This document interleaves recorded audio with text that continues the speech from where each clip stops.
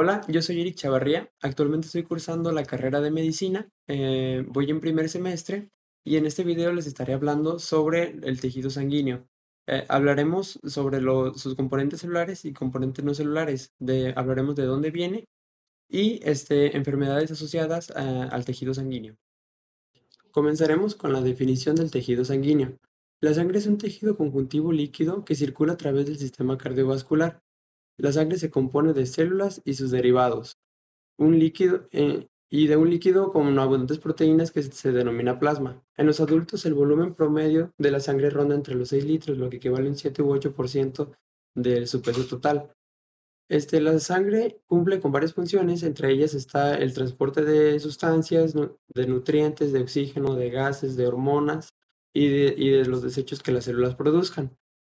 La, Recuerda que el corazón es la bomba que hará que todo este tejido sanguíneo circule por todo tu cuerpo.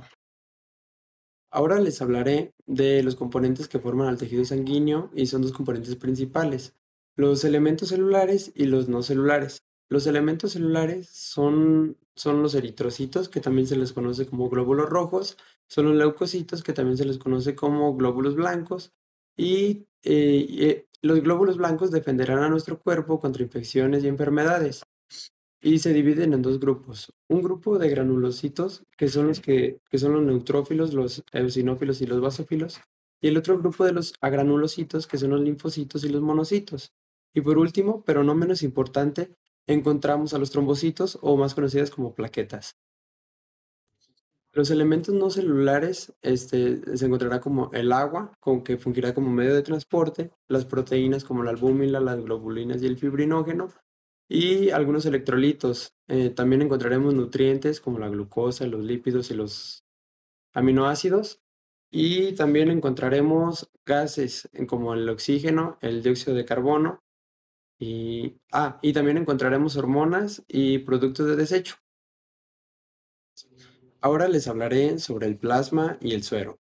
El plasma es la matriz extracelular líquida del tejido sanguíneo.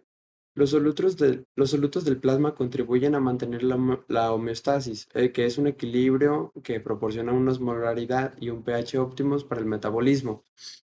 Su composición química es alrededor del 92% agua, un 7% de proteínas y un 1% de electrolitos, nutrientes, gases y hormonas. Y ahora les voy a hablar del suero. El suero tiene las mismas características que el plasma sanguíneo, a diferencia que en el suero no se encuentran los factores de coagulación. Esta va a ser la principal diferencia entre el plasma y el suero. Ahora les platicaré un poco sobre la hemoglobina, que es una proteína especializada en el transporte de oxígeno y del dióxido de carbono. Existen cuatro tipos diferentes de globinas, que son las alfa, las beta, la delta y la gamma. Las globinas son las que formarán a los diferentes tipos de hemoglobinas y, eh, y además de la globina se encontrará un grupo hemo que contiene hierro y es donde se va a fijar el oxígeno para que se pueda transportar. Continuando con la hemoglobina, encontraremos tres tipos de hemoglobinas principales. La hemoglobina HbA, que es el 96% de la hemoglobina en los adultos, la hemoglobina HbA2, que es del 1 al 3% de la hemoglobina en los adultos, y la hemoglobina HbF, que formará el 1% en los adultos, pero es la forma principal de la hemoglobina de los fetos. Y hablando ahora del hematócrito, que es la porción de los eritrocitos en la sangre expresada en el volumen de la sangre. Esto quiere decir que el hematócrito es el volumen de eritrocitos que hay en el cuerpo y se puede apreciar más cuando la sangre se centrifuga. Ahora les hablaré un poquito de estas proteínas que le darán esa flexibilidad al eritrocito. Ok, estas se dividirán en dos grupos, las proteínas integrales de la membrana y las proteínas periféricas de la membrana.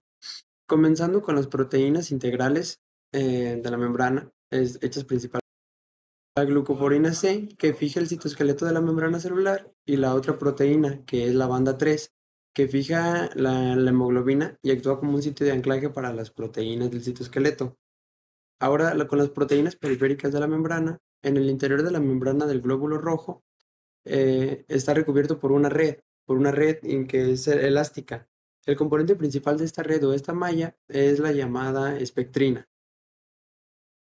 Y la espectrina es la que le va a dar como tal la capacidad al eritrocito de poderse deformar para hacerlo flexible. Ahora les hablaré de los leucocitos, que son los glóbulos blancos. Estos se dividen en agranulocitos y en granulocitos. Comenzaré a describirles a los granulocitos. eh, y el primero de los granulocitos que les voy a describir es el linfocito T, que son como los estrategas, son los directores de la respuesta inmune. Eso no producen anticuerpos, pero coordinan el ataque. Entonces, los tipos principales son los T citotóxicos, que es como la infantería, es lo pesado, y identifican y destruyen directamente a las células infectadas.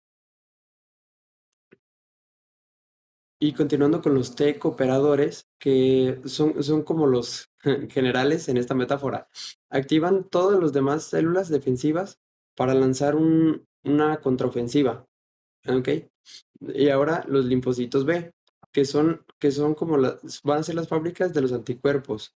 Son los productores como tal de los anticuerpos. Entonces, cuando un linfocito B detecta un invasor, se transformará en mm, un linfocito B detecta al invasor y se transformará en una fábrica que fabricará millones de anticuerpos.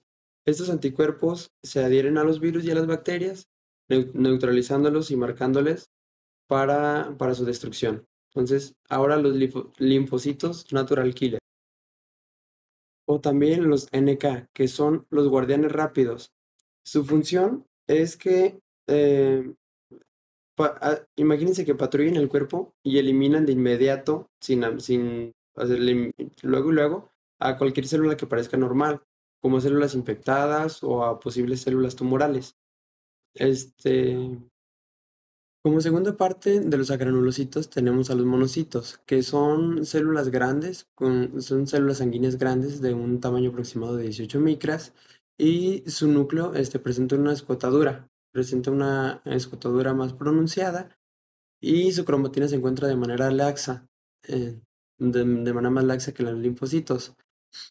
Su citoplasma es muy amplio y su función principal es que permanece en la sangre un corto tiempo antes de migrar a los tejidos para diferenciarse en los diversos tipos de macrófagos.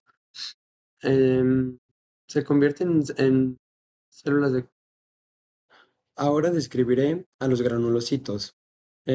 Comenzaré por los neutrófilos, que los neutrófilos son los glóbulos blancos más numerosos y actúan como la primera línea de defensa del sistema inmunológico. Son células medianas y muy móviles. Se identifican fácilmente por su núcleo segmentado en varios lóbulos unidos por cromatina, lo que los hace polimorfonucleares. En su citoplasma almacenan diferentes tipos de gránulos con armas químicas que utilizarán para fagocitar al patógeno. Estas armas pueden estar a base de oxígeno y hay otras que son enzimas sin oxígeno. Ahora describiré los otros tipos de granulocitos, que son los eosinófilos. Estas son células con un núcleo bilobulado y su citoplasma contiene los dos tipos de gránulos, los gránulos azurófilos, que son los primarios, que tienen enzimas hidrolíticas para destruir los parásitos y complejos patógenos, y los gránulos específicos o secundarios, que son grandes y acidófilos. Estos contienen proteínas citotóxicas, como la proteína básica mayor, que neutralizan los parásitos y enzimas que inactivan a la histamina y a los leucotrienos. Y por último tenemos a los basófilos, que los basófilos son los leucocitos menos abundantes y se caracterizan por poseer grandes gránulos citoplasmáticos que se tiñen con colorantes básicos, de ahí su nombre. Su función principal está ligada a las respuestas alérgicas e inmunes. Y pasamos por el último elemento forme, que es el trombocito. También se le conocen como plaquetas más comúnmente.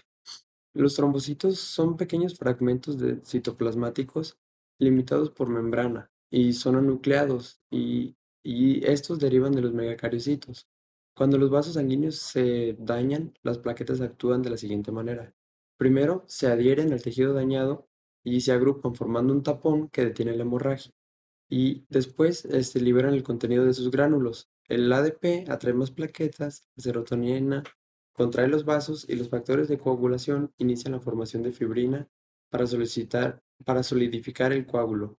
Y al último, con el factor de crecimiento de las plaquetas, estimula la cicatrización de estos tejidos. Ahora hablaré de la hematopoiesis, que es el proceso de formación de todas las células de la sangre. En los glóbulos rojos sería la eritropoiesis, en los glóbulos blancos sería la leucopoiesis y en las plaquetas sería la trombopoiesis. Y pues esta se encargará de mantener un nivel constante de los diferentes tipos de células. La eritropoiesis primeramente describe las transformaciones morfológicas del eritrocito, desde los proeritroblastos hasta los eritrocitos maduros, pasando por las etapas de eritroblastos basófilos, policromatófilos y ortocromatrófilos. Una característica central de la maduración eritroide es la reducción progresiva del tamaño celular, la expulsión final del núcleo y los cambios de coloración del citoplasma pasa de ser basófilo a acidófilo, debido a una acumulación masiva de hemoglobina. La trombopoiesis conduce a la producción de plaquetas a partir de megacariocitos, unas células gigantes de la médula ósea que se originan en la línea mieloide común. Ahora, en la granulopoiesis, los granulocitos se desarrollan a partir del progenitor mieloide común, el cual da lugar a las células intermedias, a la célula progenitora y a los monocitos. Estos se pueden diferenciar en granulocitos como en monocitos. La linfopoiesis o la formación de los linfocitos se inicia a partir de las células progenitoras linfoides comunes. Su diferenciación en los distintos tipos de linfocitos, los TBA y los natural killers, está determinada por la expresión de los factores de transcripción. Estos factores son específicos y ocurre principalmente en la médula ósea y los órganos linfoides. Ahora hablaré de la médula ósea roja y de la médula ósea amarilla. La médula ósea roja es activamente hematopoyético. Es productor de sangre y se compone de una red de sinusoides vasculares y cordones de células en desarrollo, como las células sanguíneas, los megacariocitos y los macrófagos. Las células sanguíneas maduras migran hacia la circulación, atravesando a las células endoteliales de los sinusoides. Estas se encuentran en los huesos esponjosos y en las cavidades de los huesos largos de las personas jóvenes. Y la médula ósea amarilla es una médula ósea inactiva compuesta principalmente por adipocitos. Esto le da un color característico y es la forma principal en la cavidad de los huesos largos de los adultos. Conserva su potencial hematopoyético y puede reconvertirse en médula ósea roja si el cuerpo lo necesita. Ahora les hablaré de la anemia de las células falciformes. Esta es un trastorno hereditario ectosómico recesivo de la hemoglobina. Se caracteriza por la producción de hemoglobina normal, denominada hemoglobina HbS. Lo que pasa es que esta hemoglobina hace que los eritrocitos adopten una forma de hoz o de media luna, lo que bajo ciertas condiciones produce una anemia hemolítica y episodios de oclusión vascular. Esta patología es recurre más a personas africanas, de Medio Oriente o de la India, y aproximadamente 300.000 niños nacen con esta patología a nivel mundial. Les voy a platicar un poco de los aspectos fisiopatológicos de esta enfermedad. Es una mutación puntual en el gen de la cadena beta-globina que provoca la sustitución del ácido glutámico por valina en la sexta posición de la cadena polipeptídica. En estados de desoxigenación, la HbS se polimeriza formando fibras largas y rígidas dentro del eritrocito. Esto es lo que le da la forma de hoz y posteriormente provoca su ruptura, una hemólisis. El manejo de esta enfermedad incluye hidratación, analgésicos, transfusiones sanguíneas, antibióticos, hidroxiurea y este, como aspecto final, el único tratamiento curativo es el trasplante de la médula ósea. Y esto sería todo de mi parte. Eh, Espero que les haya gustado y hasta luego. Espero que hayan logrado comprender de esta manera sintetizada el funcionamiento del tejido sanguíneo, sus funciones, las células que tenía, lo del plasma, suero, la hemoglobina. Espero que hayan logrado comprender todos los aspectos y pues eso sería todo de mi parte. Muchísimas gracias y espero que les haya gustado. Hasta luego.